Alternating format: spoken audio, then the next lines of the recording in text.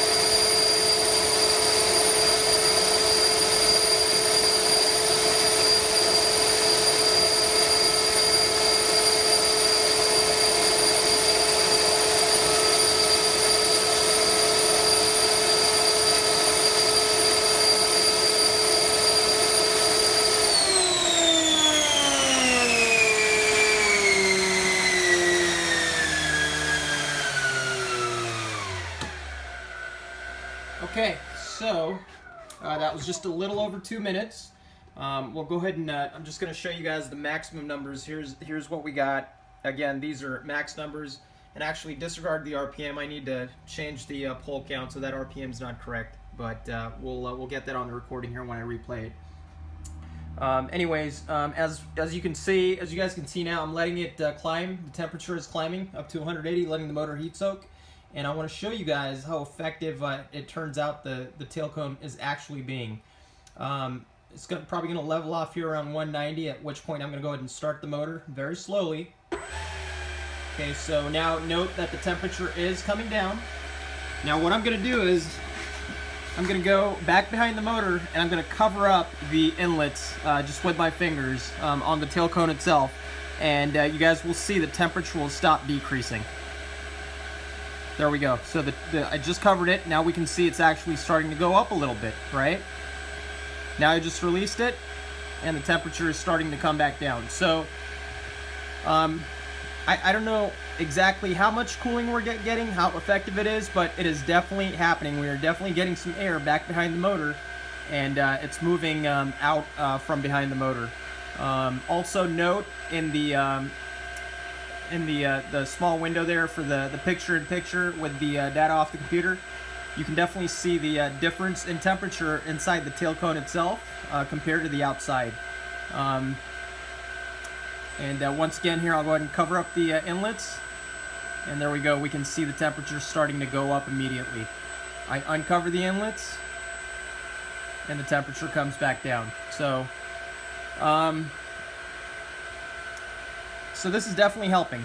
All right, and that's all I'll say. You guys can judge for yourselves, but this is the most accurate way I have of measuring the temperature.